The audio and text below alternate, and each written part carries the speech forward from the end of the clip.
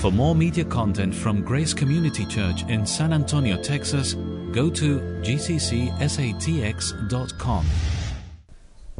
Some of the people that follow your ministry on the internet, they get kind of frustrated with their own local pastor, and they have this desire for their local pastor who's shepherding the same flock. He preaches in the same pulpit every Sunday. He's going expositorily through a book. And they want their pastor's pulpit ministry to look like your itinerant ministry with the passion and the zeal that you preach. And they want their pastor to basically be a copy of Paul Washer. What advice would you give a young man that's feeling that way? They know not what they ask for. Listen. Sometimes I'll walk out of a church, and when I'm standing there with the pastor and shaking people's hands, and they're walking by, I have heard people come up to me and say, "I've never heard anything like that. That was more truth than I've heard in 5 years, and I would just, man, I wish we could hear preaching like that in this church." That's just the devil. That is so wicked to say that to that man. Or they'll say, "We've never heard these truths before." Well, just let me share with you something of when I was a pastor in Peru. When I was a pastor, I learned that men did not learn things because they heard it once. If I was going to teach on a certain doctrine or a certain thing, I would teach on it for months at a time. And when I would finish teaching on it, exhausting everything that I know, I would teach on it. I would invite godly Peruvian pastors and godly missionaries who I felt would be a great blessing to the church. I would have them come and teach on the same subject. And when the members would be walking out of my church and we'd be shaking their hand, they'd look at that missionary and say, "We've never heard anything like that before in our life." And that just goes to show you, that's part of the itinerant ministry. What I like to do in most churches that I go to, honestly, when I go in, I'm preaching almost the exact same thing most of their preachers are preaching.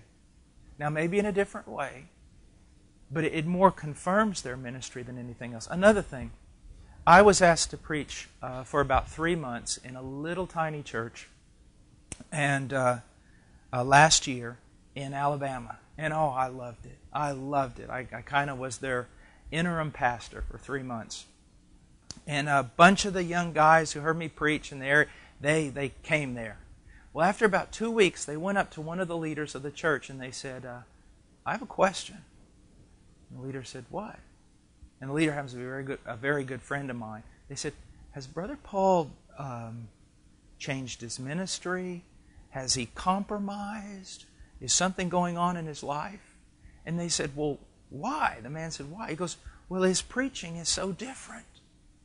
You're saying that's because he's gone from this itinerant preacher mode to pastor mode, to feeding sheep on a long-term basis. Now, but I want to warn the pastors, expository preaching and preaching through a book, if it's boring, you're not doing it right. I mean, how can you preach through the book of Ephesians without zeal? You know, how can you do this without it having an impact on people? So I want to look at it from both sides, because there are a lot of pastors out there, they're not feeding their sheep. I mean, you know, here's the thing I'd like to recommend. Many years ago, Warren Wiersbe wrote a book, Walking with the Giants. And in there, he's got all these short, one-page, page-and-a-half testimonies of men and women of God that have been used down through the ages. And you know, I kept that book by my study for so long. You want to know why? Pastor, listen to me. When I would get where I didn't want to pray, I just wasn't motivated to pray, I'd open up that Walking with the Giants and I'd read about, I don't know, Praying Hyde of India or David Brainerd or something, and it would jar me to want to pray. Or I'd sit there and it was Monday and I wasn't ready to take up the next sermon for next week and I was just kind of lethargic. I would open up that book and I'd read about Alexander McLaren, who would spend 60 hours on one sermon. And it would motivate me to get back in that study. You know, a lot of people are saying this because they're wrong. But in a lot of ways, people are saying this because it's right. Pastors are not staying in the study long enough to come out and give their people a word from God.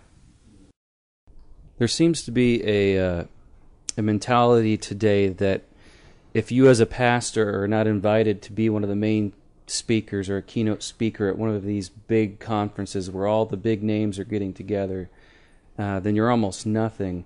What damage do you think has been done today to the lack of appreciation and respect that should be given to the faithful, even though unpopular, local pastor? We have grown up as a culture that honors heroes, celebrities. Whether they're worthy or not, we've got to make them heroes or celebrities because we just feel like we need them. One of the things that's terrifying me is there is, in Reform circles, everywhere, there is this circle of celebrities. And in every big conference, it's going to be those men. Now, those men, I could name them, or I'm not worthy to carry their sandals. They are honorable men, and it's not the men themselves. It's just that the Reformed community and a lot of young people are just, they're looking to men now. And many times they're looking over here to the person who writes the books and the person who preaches in their conference, and they're not honoring the very man who feeds them, prays for them, intercedes for them, visits them in the hospital. You see, what we need to realize is this. We just need to wait till Jesus comes back. And when He does, we are going to be greatly surprised. Greatly surprised. You know, it's not tough to preach in a conference. Well, sometimes it is when everybody's mad at you.